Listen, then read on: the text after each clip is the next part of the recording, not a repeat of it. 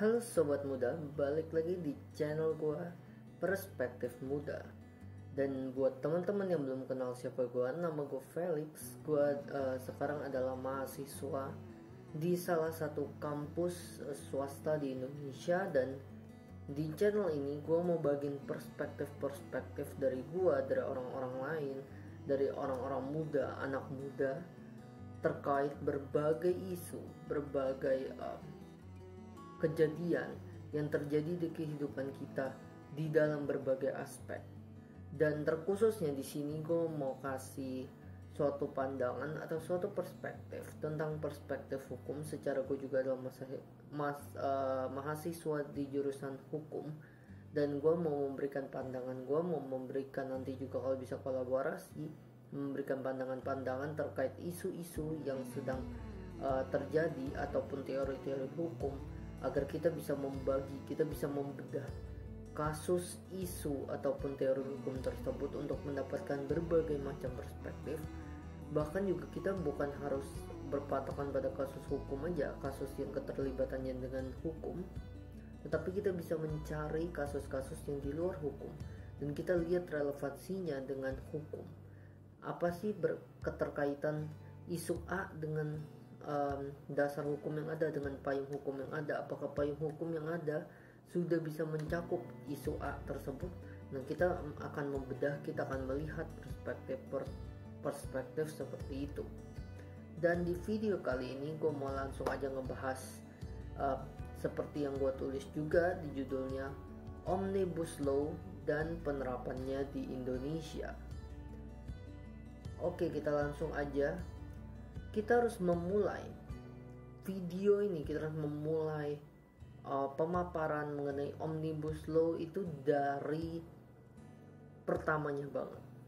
Di Indonesia, istilah Omnibus Law itu diperkenalkan, sebenarnya bukan diperkenalkan ya, kita udah tahu sebenarnya, tapi lebih familiar atau lebih dikenal oleh masyarakat luas itu setelah pidato Bapak Presiden kita, Presiden Joko Widodo, waktu itu kalau saya nggak salah di hotel, salah satu hotel di Jakarta ya, waktu kayaknya pidato kemenangan deh kalau nggak salah.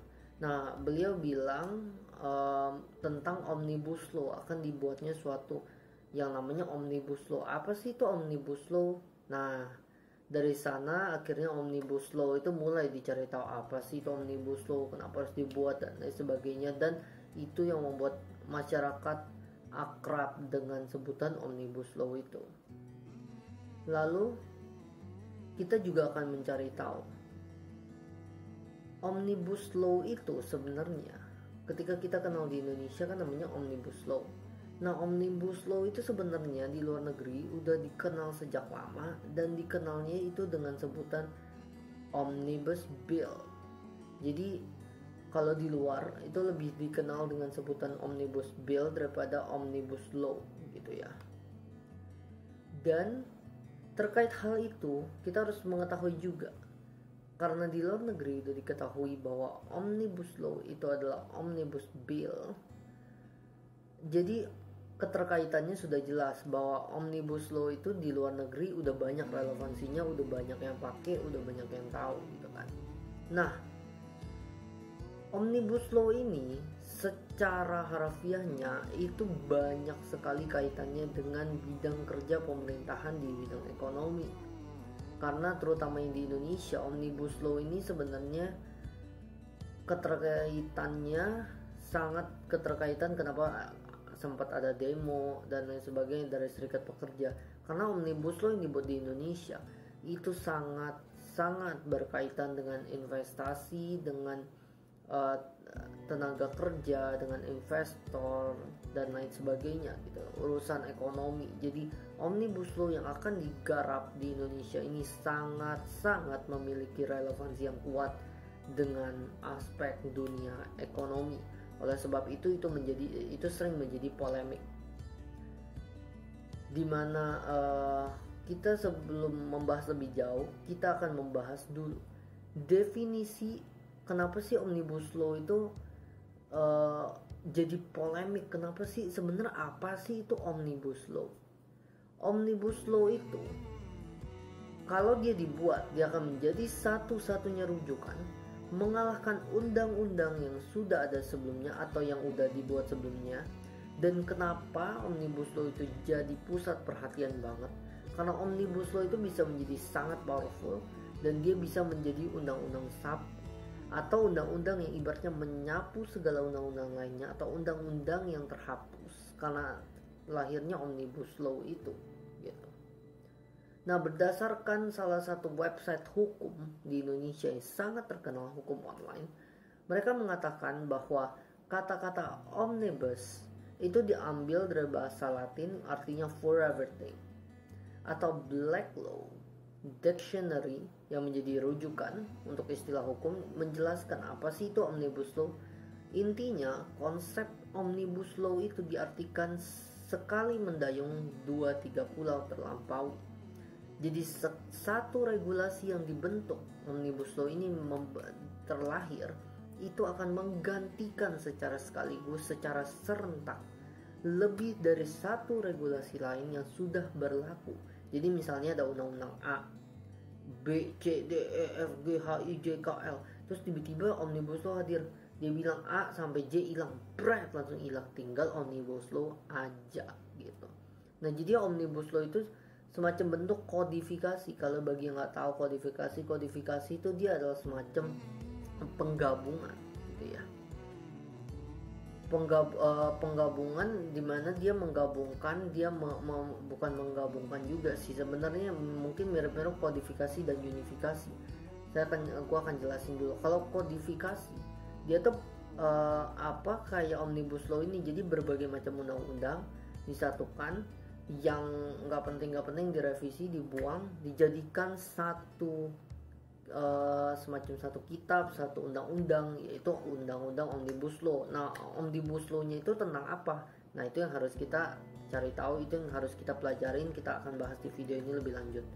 Nah, kalau unifikasi itu lebih kepada undang-undang ini nih, ada banyak A, B, C, D, E. Nah, dia diunifikasi, jadi dia digabungkan semua. Oh, di dalam sini tuh kayak di KUH Perdata ada undang-undang tentang orang, ada tentang keterikatan, ada tentang daluarsa, ada tentang barang. Itu kan unifikasi tuh, ada tentang orang, barang, keterkaitan, daluarsa. Nah, itu kan digabung, nggak ada yang dibuang kan. Nah, penggabungan tuh namanya apa? Unifikasi.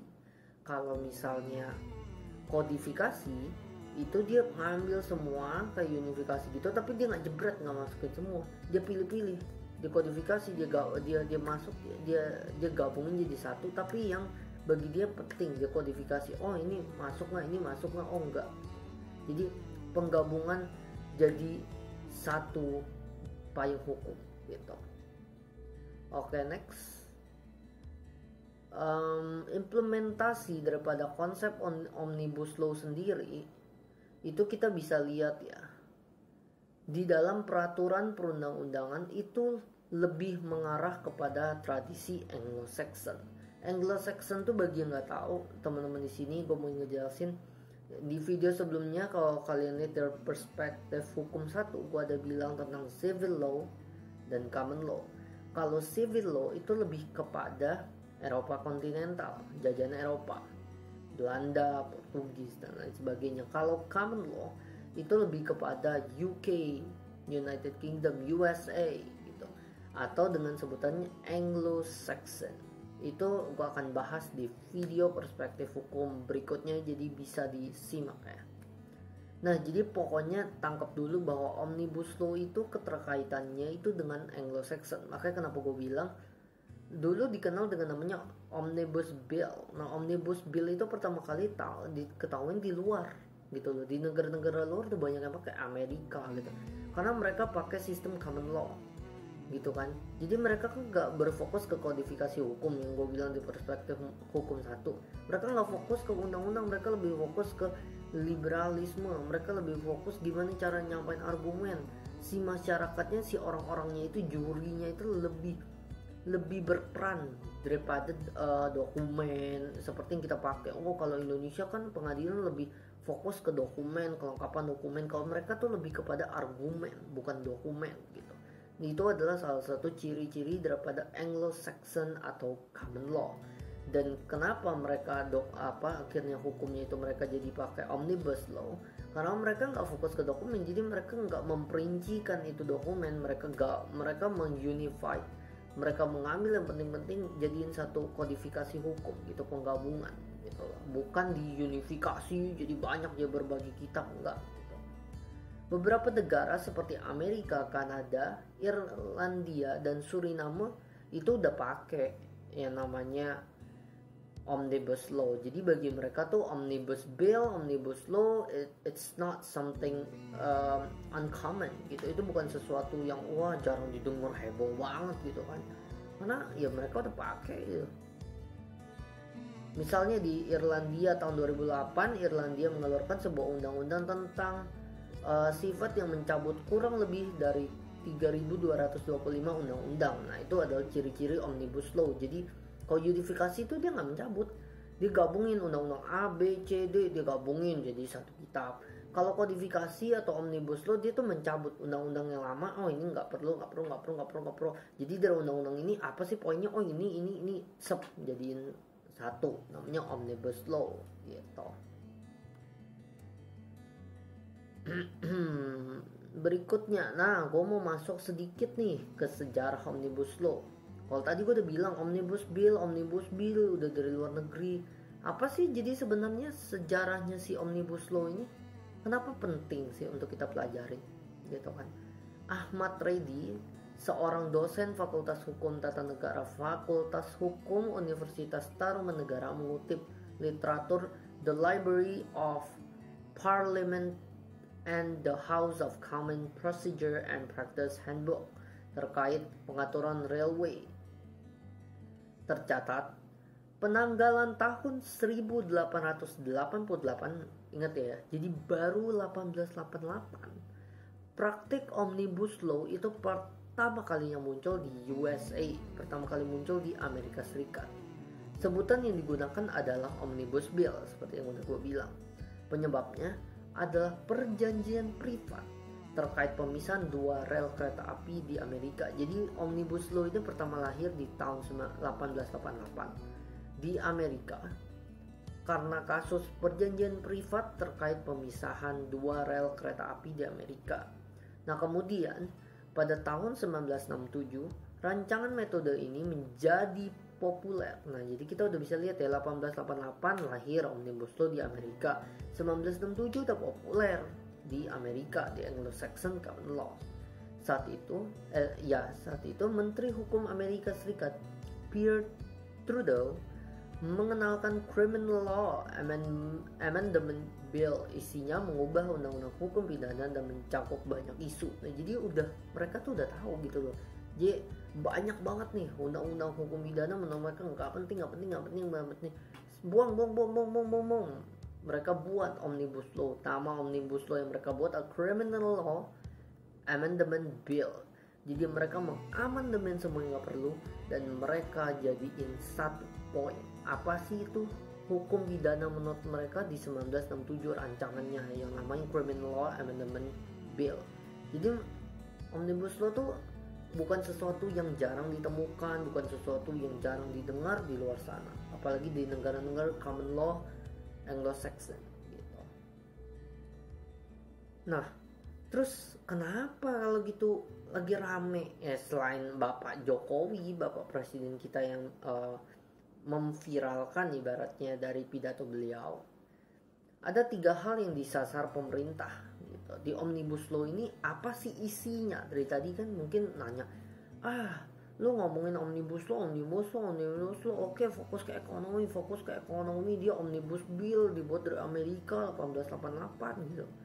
Nah terus apa isinya omnibus law tuh apa? Apa nih itu isinya? Nah isinya ada beberapa hal yang mencakup: 1. Undang-undang perpajakan, 2. Cipta lapangan kerja dan pemberdayaan UMKM. Makanya kenapa gue bilang di awal, omnibus law di Indonesia itu fokus terhadap perekonomian.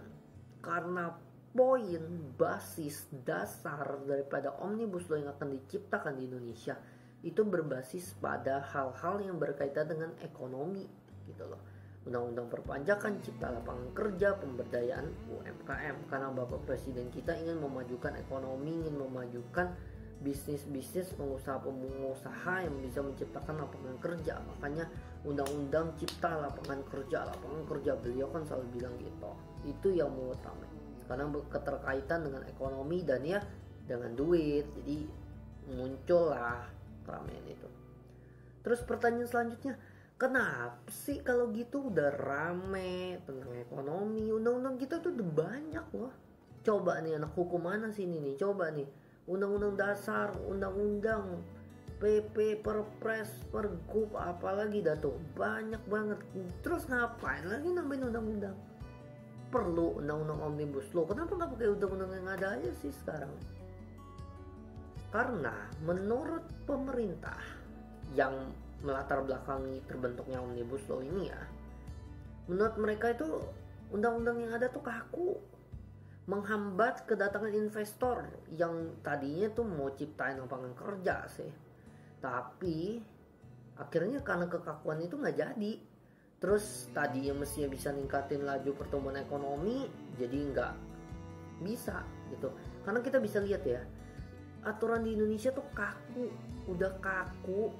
Terus nanti gue akan lebih bahas lagi, udah kaku, dia tuh simpang siur gitu loh. Jadi kayak apa, aturan A sama aturan B itu nanti bisa beda keberlakuannya. Misal di undang-undang ngomong A, nah dia bilang oh akan ditindaklanjuti, akan di untuk pemakaiannya harus melihat kepada PP gitu kan. Pas kita ke PP, dia bertolak belakang. Si A ini bilang oh kau melakukan ini salah, di PP bener. Jadi kayak simpang siur, nggak ngerti. Nah itu hal-hal semacam contohnya kayak gitu, itu yang akan dibuang, itu yang akan di cut off semua, dijadiin satu supaya jelas yang kita merujuk nih kemana, referensi kita kemana, omnibus law gitu. Jadi itu kenapa penting terciptanya omnibus law. Terus selain 3 poin di atas, undang-undang cipta lapangan kerja, pajak, UMKM, apa aja secara detail yang diatur di omnibus law? Ada 9 aturan. Yang pertama, penyederhanaan perizinan berusaha. Ekonomi kan, tentang pendirian usaha berkaitan dengan hal itu kan, perizinan. Yang kedua, syarat investasi. Gimana caranya kita mau membuat investasi, membuat usaha, berinvestasi gitu kan. Ketiga, ketenaga kerjaan, SDM gitu. Next, kemudahan dan perlindungan UMKM, relatable again dengan ekonomi gitu. Kemudahan berusaha, riset dan inovasi, hubungan lagi gitu kan, lagi dan lagi. Administrasi pemerintahan, nah hubungannya perusahaan dengan pemerintahan, gimana ngelolanya dengan administrasi yang ada gitu. Terus ada juga pengenaan sanksi dalam kurung menghapus pidana. Nah ini jadi polemik juga nih. Pengadaan lahan, nah berkaitan dengan pabrik, pengadaan lahan dengan penggunaan lahan, serta kemudahan proyek pemerintah dan kawasan ekonomi. Nah ini 9 hal sebenarnya secara garis besar tuh berkaitan dengan ekonomi, berkaitan dengan cipta lapangan kerja, berkaitan dengan emang tujuannya kan mau ke sana. Jadi ya berkaitan banget nih dengan ekonomi gitu. Dengan urusan produsen atau si pembuat lapangan kerja atau si pelaku bisnis. Nah itu sangat berkaitan dengan mereka gitu. Nah jadi contohnya kalau di Amerika sana gitu ya, omnibus law itu kan gue udah sering bilang, udah sering dipakai, bahkan dia udah pakai sebagai undang-undang lintas sektor. Jadi dia udah pakai undang-undang itu bukan untuk satu aspek doang, tapi udah dipakai untuk berbagai aspek gitu. Udah saling bertemu gitu, udah saling bersilang gitu. Jadi omnibus law sekali lagi untuk menegaskan, omnibus law itu untuk mengamandemen beberapa undang-undang sekaligus. Jadi kalau orang tanya apa sih omnibus law? Omnibus law itu adalah satu metode kodifikasi hukum untuk bisa mengamandemen beberapa undang-undang sekaligus. Gitu. Oke. Next, Presiden Jokowi atau ya presiden kita tentunya ya, beliau bilang bahwa sedikitnya paling sedikit ada 74 undang-undang yang terdampak dari Omnibus Law yang dia mau hilangin karena birokrasinya juga terlalu banyak nanti. Ciptaan undang-undang tuh mahal, prosesnya panjang, jadi kalau dibuang kan lebih irit, lebih hemat waktu, lebih cepat, lebih efisien, nggak kaku, nggak terlalu banyak rujukan, jelas kemana kita harus berujuk, kayak begitu. Artinya, Omnibus Law merupakan metode atau konsep pembuatan regulasi yang menggabungkan beberapa aturan yang substansi pengaturannya berbeda menjadi satu peraturan dalam satu payung hukum. Nah, itu gue dapet dari hukum online. Jadi gue ulangin lagi ya, Omnibus Law itu kodifikasi hukum, penggabungan, ya kan, bukan unifikasi ya, dia kodifikasi hukum. Dia mengefisiensikan gitu. Terus dia juga bisa mengamandemen beberapa undang-undang sekaligus. Udah gitu, dia juga bisa fungsinya untuk menggabungkan berbagai macam aturan yang substansi pengaturannya berbeda menjadi satu peraturan dalam satu payung hukum. Maksudnya gimana? Contohnya yang tadi gue bilang, di undang-undang dia aturan A, di PP dia aturan B, itu kan pengaturan bisa beda banyak kan. Nah, dia daripada orang bingung rujuknya ke undang-undang, ke PP, kemana, karena kan rujuk ke undang-undang, terus dibilang penerapannya di PP, orang rujuk ke PP. Nah, PP sama undang-undang beda, orang mau pakai yang mana? Bingung orang. Nah, dengan adanya Omnibus Law, buang semua itu kan, buang undang-undang ini nggak ada 74 undang-undang, buang, refer ke Omnibus Law. Jelas orang mau cipta lapangan kerja, pajak, UMKM, izin semua, sini orang mau lihat, oh izin UMKM mana, Omnibus Law, set langsung buka lihat gitu. Jadi dijelas dalam satu payung hukum. Payung hukumnya kemana? Oh, si undang-undang cipta lapangan kerja, Omnibus Law, jelas undang-undang itu doang. Jadi nggak merefer ke banyak banget referensi yang bukan nggak jelas sih, yang jadinya ruwet, kaku, jadi lama. Orang mau investasi nih, liatin aturannya juga udah banyak banget, pusing, nanti gua kena sanksi banyak, aduh nggak jadi deh investasi, nggak jadi. Nah, itu tujuan kenapa sih Omnibus Law diciptain. Mungkin gue stop dulu sampai sini untuk part 1 daripada pengenalan terhadap Omnibus Law. Jadi untuk menyimpulkan, tadi kita udah bahas tentang pengertian, tentang sejarah sedikit Omnibus Law, terus tujuan mau dibuatnya apa, terus isi Omnibus Law tuh ada apa aja, sampai yang detailnya ada apa aja, dan secara menyimpulkan jadi Omnibus Law itu apa gitu. Nah, itu untuk pengenalan sedikit, dan di video berikutnya gue mau jelasin lebih dalam lagi terkait dengan Omnibus Law, apa yang menyebabkan kontroversi terkait Omnibus Law, dan sebenarnya Omnibus Law tuh bagus atau enggak sih. Nah, kita akan lihat lagi di video selanjutnya, bisa dicek. Jangan lupa like, comment, share, subscribe channel Perspektif Muda biar kalian bisa dapat terupdate informasi terkait perspektif hukum. Nanti juga ada podcast di sini, ada video motivasi yang bisa memotivasi kalian untuk menjalani hidup, menerima perspektif dari berbagai macam orang untuk mengubah mindset, bisa membuat kalian terus maju dan menjadi orang yang lebih sukses lagi. Oke, sampai jumpa di video berikutnya. Bye.